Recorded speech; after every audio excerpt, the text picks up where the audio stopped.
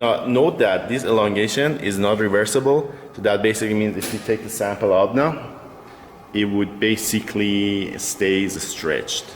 If I would take the sample before this point, it would come back to original shapes. Then that's the elastic behavior.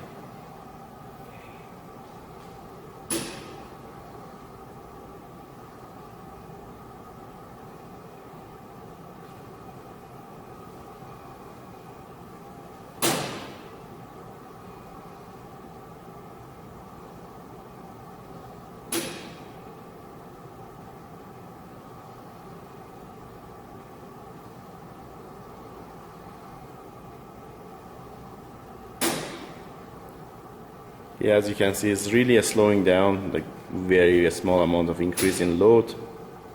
And we're over 1 1/4 inches.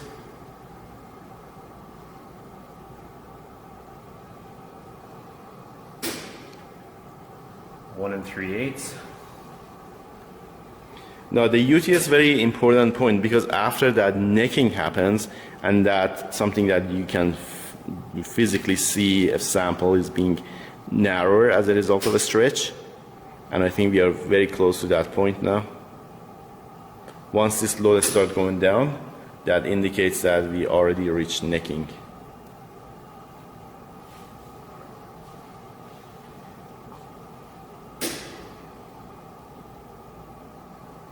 One and 1/2 inches extension at 12.1617 kip. This is a strong little piece of dog bone. 12,000 pounds. That's basically a weight of a full-size 1-ton truck. 1-ton truck, yeah. So that piece we just showed you can handle the weight of lifting that truck off the ground. Wow, that's significant.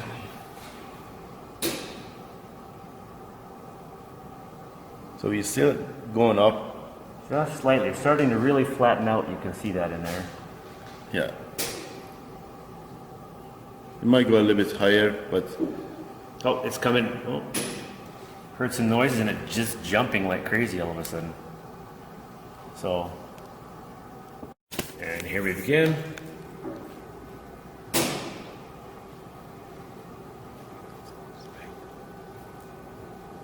So as you can see, it's linearly going up, and the reason it goes linearly up is basically we have an elastic region. As the sample is getting a stretch, all those carbon scales are falling down, and as you can see, it's going up. Very good. We are already at 7.5 kips, or 7,700 pounds of force.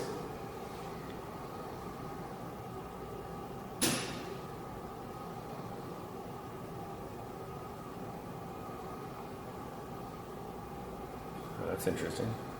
Yeah, you get a little bit of fluctuation there because dislocation happens in material at the same time. Sometimes the voids and other impurities in material start moving around a little bit. Now you get very nice gradual curve again. That indicates that we already entered the plastic region.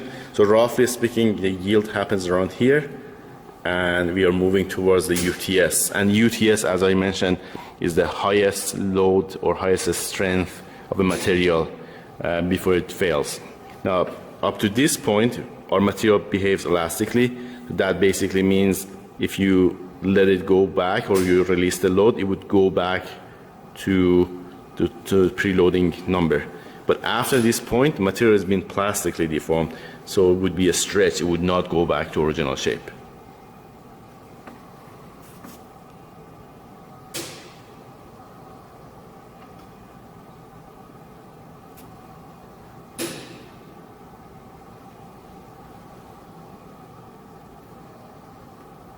What's happening in these points right here where we see small little drops?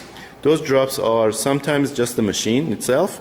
So, for example, friction in the machine might be causing that, but they are not actually anything related to material. It's more the measurement error.